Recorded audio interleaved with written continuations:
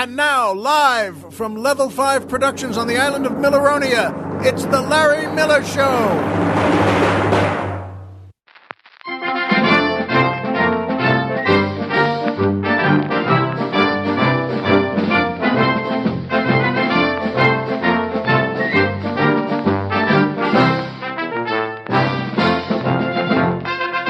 Good evening, Mr. and Mrs. America, and everyone who just misses old bookstores.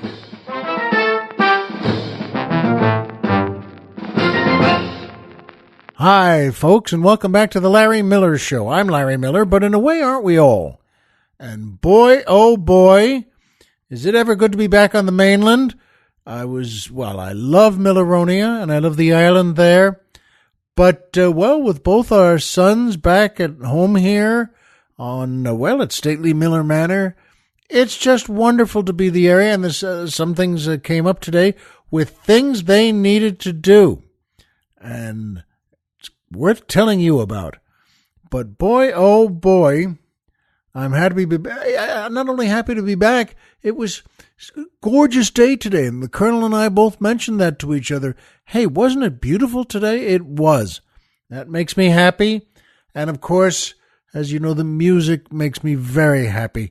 That's the Moses Horowitz Orchestra and the Sandra Locke Dancers featuring boy tenor Ken Schaefer asking the musical question, if mothers have Mother's Day and fathers have Father's Day, why do dogs get multiple days? Exactly how many summer's days are they allotted? It's a good question, Ken. Boy, yeah, the dog days of summer. Good question, Ken. Yeah, the dog days of summer. To start with, I love dogs and I love our doggies, but I really don't think they understand holidays. They like the food you give them, and they love playing fetch, and they love your hugs, and they love hanging out and cuddling, but I don't think any one of them has ever appreciated the family singing happy birthday to them. I don't know what the dog days of summer are in the first place, and neither does Colonel Jeff. Earlier today, before we headed out somewhere, my wife said, I'll leave the TV on for them to have something to watch. And I smiled and said, all righty. And if you don't understand that, you're clearly not married. So, dog days? Well, that's another why the heck not, folks. Come on. Bring your doggy home a nice rib bone from a dinner you and the family have out and hand it to them. Hand it to them while you say, this is for one of your doggy days, Rusty. But you and I know his eyes are locked on that bone the second you take it out of the tinfoil, and he really can't hear the rest because he's just not listening. If you offer him a choice between that rib bone and a diamond bracelet, he'll take the rib bone every time, and you know what? He's right. And it's worth mentioning, though, who's Moses Horowitz, and why did I make it a big deal and have him lead the orchestra? Well, today was his birthday, and I thought that was awfully nice and worth mentioning. And again, most of you may say, who, what? Moses Horowitz, why are we enjoying that today was his birthday? Well, you might not know him by the name Moses, but I think you might know him by his other name, Mo. That's right. That was his original name, is Moses Horowitz, and he, of course, became Mo and changed it to Mo Howard. And, he has two other brothers, Jerome Horowitz, who became Curly, and his third brother, Shimshon Horowitz, who was known as Shemp. And you know what, folks? I don't know off the top of my head when their birthdays are, but the Colonel and I will say happy birthday to them anytime it comes up. And the same with Larry Fine. Colonel Jeff and I were saying earlier, just as we made a cup of coffee before, doing the prep work for the show, that, boy, you know what? He said, I was watching one of the episodes, and Larry is always doing something. He's listening. He doesn't just stand there. And Colonel Jeff is exactly right. And I said, good for you. That's the truth. Larry is always busy, always working, reacting to something, and he's always been a great stooge and always worked and always played. Well, In any case, any of their birthdays come up, I'll know about it, and then you'll know about it. And by Amazon. That's right, Amazon. Still one of the greatest company in the world. You can get anything in the world you want from Amazon, except, of course, an actual Amazon. And my advice to you is still the same. If your doorbell ever rings and you open it and there is, an Amazon standing there, a woman who is 6 feet 4 inches tall and muscular and gorgeous and the sexiest thing you've ever seen in your life, don't panic. Call us and let us panic. And we'll come by and we'll make her feel comfy and we'll take care of her and we'll let you know what happens. And if there's still, more room in the sleigh, so to speak, you can have some time with her too. That probably won't happen, by the way. I'm just letting you know. In any case, though, Amazon, what a great company. They you get anything in the world you want from them, and you can get there any way you can. Come on. Any computer you have, any laptop, any iPhone, anything. Get you right to Amazon. But my advice again is don't waste your time doing that. Don't get annoyed having to get to Amazon. We'll get you there. You know what? Go to our website, LarryMillerPodcast.com. Who's on the mountain? Tom Mix. Oh, pardon me. I should have had some fish with Mo. But you know something? You do that, we'll get you to Amazon. We have a banner on our website that says Amazon. You click that, then go take a nap in your lazy boy chair, in your lounger, tip it back. You don't need anything else. You don't need a big sandwich. You don't need a beer. Just put an open magazine over your face and catch a beautiful 40 winks. And do that. Go to Amazon. They send us, by the way, they always send us a percentage of whatever you order. So they're happy, we're happy, and you're happy. And that brings me to my favorite part of the show, the joke of the week. And this is a pretty good one. This made me and the Colonel chuckle. There are, in New York, in Manhattan, there are two Irish fellas who go to a bar and they decide to spend some time there. And most of the night, and they stand down there drinking, and they're having a great time and laughing and telling jokes and, old stories about women they used to date and this and that. And it gets to a point, it's pretty late there, and it's just, then at that point, it's Patty and Mickey still going. But Mickey says, oh, Patty, I'll tell you what, time for me to go. I've had about enough. And Patty says, go ahead. It was a good night, and I'm going to stay here for a while, but you go ahead. I'll talk to you tomorrow. And Patty does that. He stays. Patty has a few more drinks, but then he just looks at his watch too and says, that's it. I've had enough. And he goes home, and he opens his front door, walks into his house. As soon as he walks in, he hears some noise and thumping and voices from upstairs where the bedrooms are, and he goes upstairs, and it's coming from his bedroom. He kicks the door open, and what do you know? Mickey is in bed with Patty's wife, and they're in the middle of it. They're in flagrante, as they say, and Mickey's busy, and he's going away at it, and Patty sees this and just starts laughing out loud. His head rocks back, and he's, ha! Ah!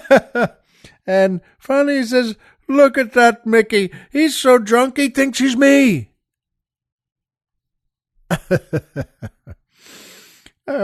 Like that. We got a kick out of it. And it reminded me of a joke, by the way, that I think I've told here on the show, but it's worth throwing in now. It's a good joke, and it's not a long one, and it's on the same general topic. In New York, there's an Irish bar on fire, and it's really burning down. And the fire department's there, and they have two big trucks and a lot of men working, and they're hosing it and spraying. And it's just, at a certain point, the rescue crew brings out an older man from the bar, and he's on a stretcher. And as they bring him out, the fire captain, just runs over and just says to the old man, can you tell us, please, what time the fire started. And the old man looks up and says, how the hell do I know? It was on fire when I went in. That always made me laugh. Anyway, folks, and that brings me to my second favorite part of the show, the Poetry Corner.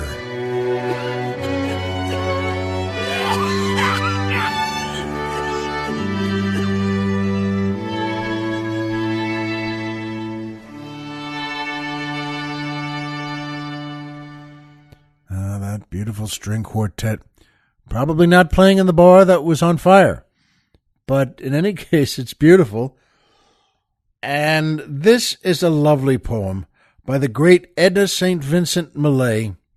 Oh, what a wonderful writer. She was an American poet, lived from 1892 to 1950. Her middle name, by the way, is from St. Vincent's Hospital in New York. Her uncle's life was saved there just before she was born. And this is a lovely one. It's called Not with Libations, but with Shouts and Laughter by Edna St. Vincent Millay. Not with libations, but with shouts and laughter, we drenched the altars of love's sacred grove, shaking to earth green fruits impatient after the launching of the colored moths of love. Love's proper myrtle and his mother's zone, we bound about our irreligious brows, and fettered him with garlands of our own, and spread a banquet in his frugal house. Not yet the god has spoken, but I fear, though we should break our bodies in his flame, and pour our blood upon his altar, here henceforward is a grove without a name, a pasture to the shaggy goats of Pan, whence flee forever a woman and a man. Isn't that lovely? Not with libations, but with shouts and laughter by Edna St. Vincent Millay. Thank you for that one. And that brings me to my third favorite part of the show, MMM, the Magic Movie Moment.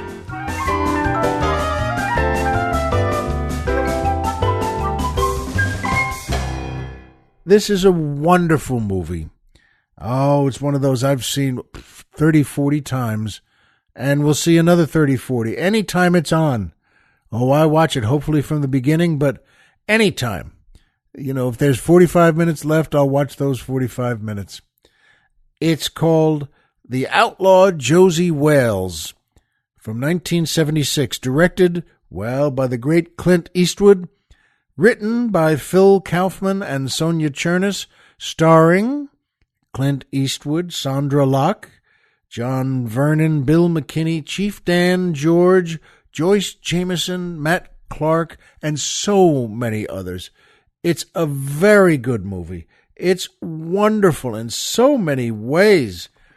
Please see it if you haven't.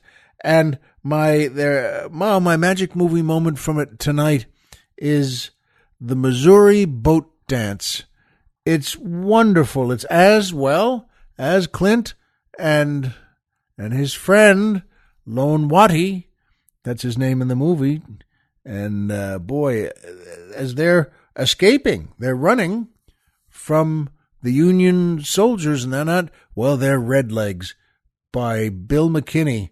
These are bad guys, and they mean business. And they cross the river at a certain point, the Missouri River. And there's a boat that goes down there. Well, the fellow who runs it, well, is a bit two-faced. He'll sing, Dixieland if the fella's on his little raft boat as he pulls them across. He'll sing Dixieland. Or if it's Union folks or Union soldiers, he'll sing Mine Eyes Have Seen the Glory of the Coming of the Lord, which, well, also it's a great song. And Eastwood gets on with Lone Watty, and they have a handful of horses with them, and kind of a bad guy he plays a tradesman, sort of a salesman, and he's always looking to hustle somebody, and the three of them cross together, and they see those redlegs in those blue uniforms coming, and those guys, as soon as that boat drops them off on the far shore, well, that other fella is going to pull back across and get across quick as possible. And yes, don't you know, as soon as he starts pulling the other way, he starts singing the other song, "Mine eyes have seen the glory of the coming of the Lord." And, you know, that whole time that they were on the other coast, that this takes, on the other part of the shore there, well, Clint Eastwood lays himself down under a tree and puts his hat over his face and takes a nap. And, well, everyone is thinking, what are you doing now, lying down? Let's get out of here. But Eastwood knows better. As Josey Wales, he stays there with his eyes shut, catching a little strength, a few winks. And don't you know, as soon as the guy gets back with that craft, all the redlegs get on it. There's about 15 of them. And they have their horses. And they're holding the horses. And here they come back across. And now, so one of them runs over on the other side and says to Josey, they're coming across now. What are we going to do? What are you doing? And Josey Wales just calmly gets up. And the other feller, the tradesman, Josey, starts walking toward the shore where the boat's coming at them. And the other fellow, the salesman, says, "Oh, you think you can just shoot anyone you want, but you can't. You can't do that to this boy." And he says, "No, it's I just think they might like a Missouri boat dance because they're in Missouri." "What the what? You think what?" And Eastwood takes his rifle, and he loads it. And a musket, it's a front loader, and he loads it up and raises it and puts it against his cheek and fires. And folks, one shot breaks the rope holding that boat, holding that raft, holding all those redlegs and their horses, and it just breaks that rope. It shatters it. And there goes that boat down river with the tide, with everything, with the white water, with everything pulling it. And that is a Missouri boat dance. And there they go. Well, sure, they'll eventually tie up again and eventually come across again and eventually get back on the trail. But that buys them all the time in the world. And what a good movie this is. But that scene, always, that makes you smile, too. And this movie has good humor in it as well as real drama. Folks, if you haven't seen it, The Outlaw Josey Wales. What a wonderful movie. Directed by Clint Eastwood and starring Clint Eastwood. And what a cast. Sandra Locke, John Vernon, Bill McKinney, Chief Dan George, Joyce Jameson, who plays Rose in the saloon there. And she's great. They're all wonderful. And Matt Clark. And I've worked with Matt Clark. And you know what? If you've seen it 30 times, see it another 30.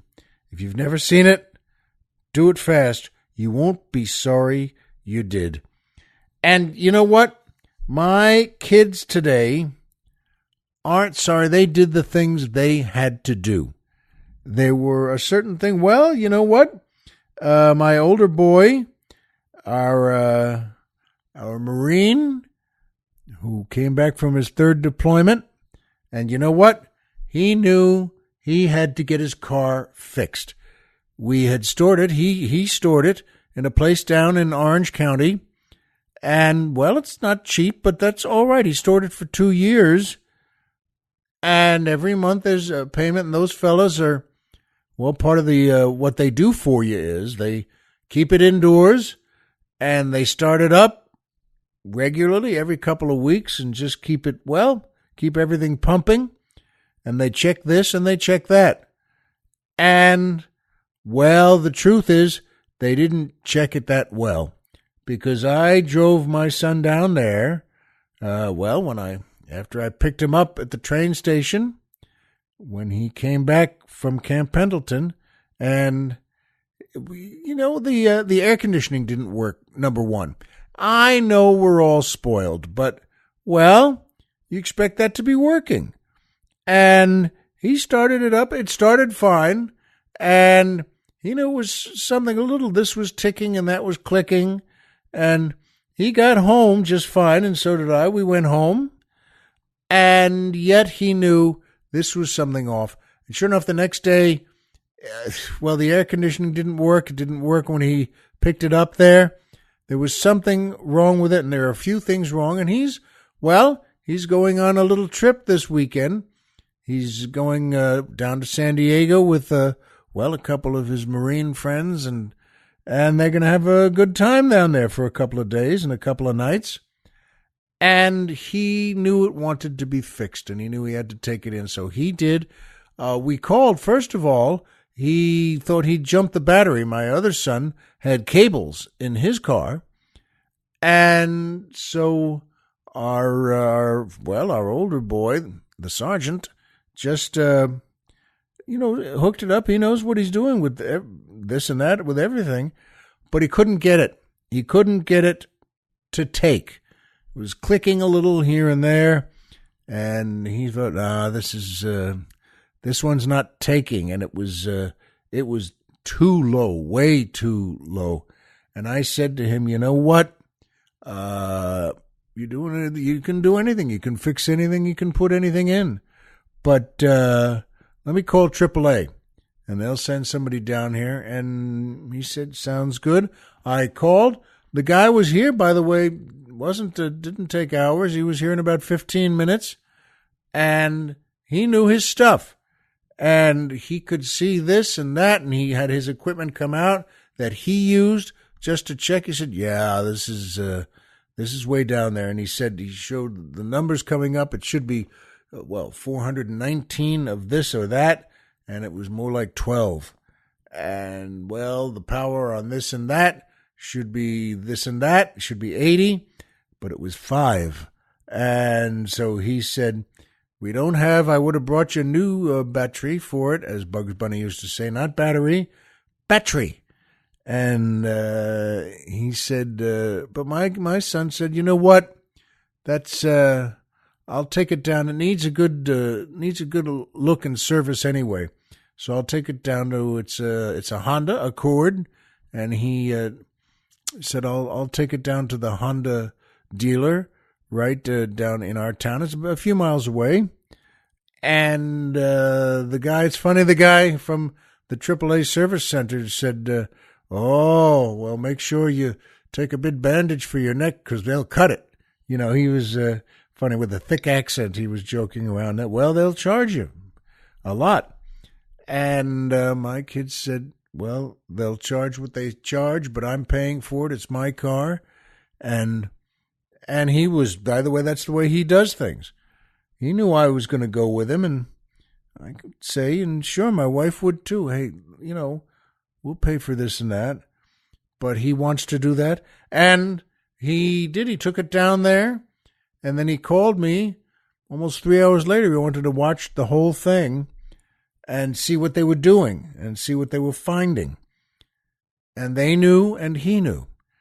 And, it's going to cost some money, but he won't have an air conditioner for a while because he wants to pay for it when he gets the money. And those things, to get a new condenser and to, refill it with Freon and everything they have to do, and to put all new pipes and hoses in, that costs a lot. It's going to be about $2,400.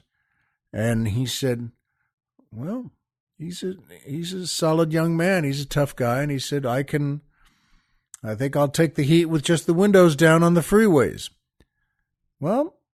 Good for you. And I was proud of him. The point is, and then I went down there. He called me and said, yeah, you know what? Come on, get me, Dad. And I did. I went down there and picked him up because I wanted to meet the fellow he was dealing with. He told me he was in the service too. That the guy at the service center there, at the repair center, was also a Marine. He was an ex-Marine. He's not active duty, and that's a very nice bond. And because, of course, my kid said, yeah, I just got back from this and that.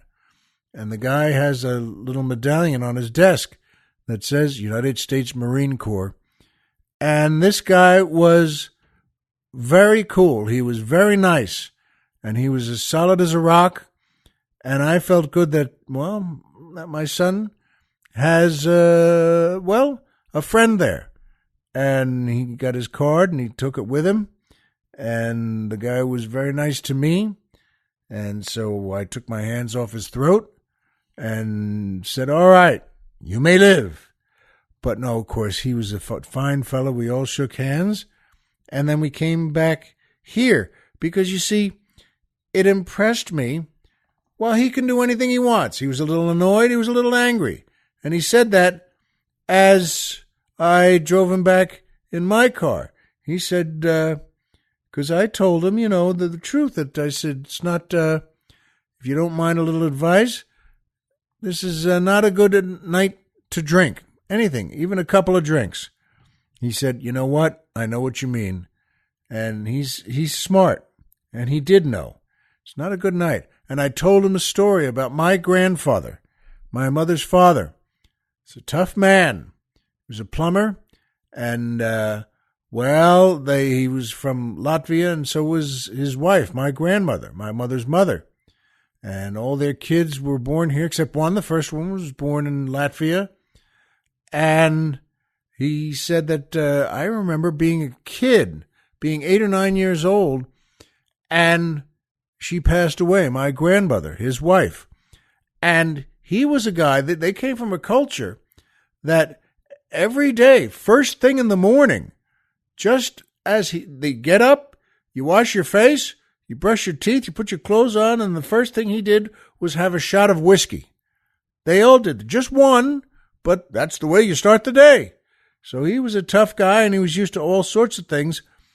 But after his wife passed on, and this was in their house in Brooklyn, and she died upstairs in their bed. And he came downstairs, and he sat down at the kitchen table and was very moved and was very upset. And one of his friends was there. They had a couple of relatives and a couple of friends there with him, all fellas his age. And one of them took down a bottle of whiskey from the shelf and a little glass, and he sat down and put those on the kitchen table and started to pour and said, "Here, Zella, have this, make you feel better." And my grandfather, I was there just a few feet away, and my grandfather held his hand up in a stop gesture and said, "No, I only drink when I'm happy." And I remember, even though I was just a kid, I thought, well, that may be the smartest thing I've ever heard about drinking in my life. I think it still may be. You know what, folks? I told that to my son. I said, that whole image of, well, you can drink your problems away. No, you can't. And it's not smart to try. And you're actually knocking yourself out more. Just, wait. And he said, I get you. You're right. And we went to pick his car up again. He was going to decide not have air conditioning. Wasn't going to have them put that in. They fixed all sorts of things on it, including a new battery. Or battery, and he drove back. He said he felt better. He said, I feel better just getting the car. It drives fine, and all right, I'll keep the windows down. But he said, if you don't mind, I'll be home for dinner. I know he knew Mom was making a good dinner, but he said, I just still want to drive around for a while and calm down, clear my head. I said, go ahead. In fact, that's a smart idea. And he did, and I was impressed and touched. Good for you. And our other boy, just got a job. His first real job. Always had jobs before, but not a real, hey, go to work at this hour and stay for 7 hours. And it was at a restaurant that Colonel Jeff and I have eaten. I didn't tell him about it. It's one of my favorite places. It's terrific. And you know what? He got there. He met the owner. He had an interview and gave a resume. And the owner and our second son started yesterday. The guy called him and said, "Come on over." And 5 o'clock to 11 o'clock. Went a little longer than that. He said he was cleaning dishes for 7 hours, and he's a good, tough kid himself. And he came. He wanted to walk home. I was ready to go get him. But that was a little before midnight, and you know what? He's a good kid, too. He was pretty tired. Well, you wash dishes for 7 hours. See how you feel. And then take a 3-mile walk home like that at around midnight. But he got back, and he was ready. He had it. Time to wash up, brush your teeth, and just go to bed. But you know what? My friend Kevin Rooney recommended a book for me to get. In our area, too, right off the boulevard. And it's by Phillip Roth, called Every Man. And he said, "That's great." I said to him, "You know what, you got a deal?" And I texted him that, emailed him that. I'm going to go get it now. And it's over at Barnes & Noble, which is a great place on the boulevard here. And I went in. They didn't have it, but they ordered it. "How about that?" they said. I said, "Sounds fine to me."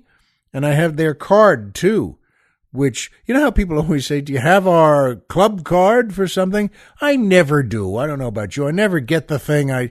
No thanks. Thank you, but no thanks. And finally, it was about 11 times the nice young woman had asked me at the counter there, and I said, "You've got a deal." All right, so I joined the card club, and you know what that means? I don't know. That even when she told me, I said, "You know what? You're a good saleswoman. You did a good job here. I'll take it." And I said, just let me know when it gets here, because I had them send it to the bookstore. And I'll come back. Just send me an email and call me. And they did. And they called me and sent an email. "Hey, it's in." And I said, "Terrific," to myself. And went down there, and she was very nice again, the same young woman. And she couldn't find it right off the bat, and then she found it in their stack of things that are sent. And I said, "Great, thank you very much." And she smiled, and I smiled, and I came back here, and it was in one of those big, thick cardboard things, but thick cardboard, where it's glued shut and stapled shut, and I opened it up, and you know what? It was terrific, a lovely book. Unfortunately, it was not the book I ordered. It was not the book I ordered. Different book, different title, different author. And I said, "Well, what you would have said, which is, well, how do you like them apples?" And I did. So 2 days later, I went back to the bookstore, and she was very nice, very sorry, very upset. There's such nice people there, and "I'm so sorry, Mr. Miller, we did this." And I said, "Take it easy. It's fine. You know what? Here's the book. Here's the receipt. Here's everything," because I had paid for the thing. And here's the big box it came in. And they said, "Do you mind?" Because they looked again, they couldn't find it. And they said, "Do you mind if we just order it again?" And I said, "I don't mind anything. You've been very nice here. Yes, please. Let's do that." And they ordered it again. And they said, "We'll let you know again." And that was a while ago. I don't mean an awful while ago, but it was about 4 or 5 days. They said it would take 2 days, but I'm fine. I mean, that's just one of those smile things that, how do you like that? And it reminded me that I miss bookstores. I miss real bookstores. And there was a place called Either Or, a bookstore in Hermosa Beach near the Comedy and Magic Club, which I still love, and I love working there. And I went there every time I worked there, in between shows on a Saturday night. It was just a couple blocks away. A wonderful bookstore with different levels, a step up here, a step down there. and really kept nicely. And, I always bought a few things there. I mean, how do you go into a bookstore and not buy some books? And I loved used bookstores, even when they reminded me. I have a carton here in the studio next to me. Why am I whispering, by the way? There's nobody here except the dogs. That I got some books for both my kids and for my wife at a great used bookstore. And Colonel Jeff reminded me, he said, in a used bookstore, have you ever noticed that when they write the price of the book, it's always in pencil in the top right corner of the first page before the title page? And I said, sure. And he said, do you ever notice that price in pencil always looks like it was written by the exact same person? And I said, get a load of you. Good observation there. Because that's true, isn't it? And I want to say, maybe it was. But no, of course not. It's just that it's part of the professionalism of that. I like bookstores. I like getting new things and old things. And I like my kids being smart enough to go out on their own and get a job and find out where to get your car fixed and holding off on certain things till you can pay for it yourself. And you know what? I love it. I love them and I love their actions. I know that. And so do you. Because as you understand, you and I know the same things. Homer is Homer and Pluto is a planet. So remember, folks, as always, if you walked out of your bed today and had a job to go to and a home to come back to and someone there who loves you, folks, the game's over and you've won. And that's still the truest thing I know. Be well. Get yourself a good book. And we'll see you here next time.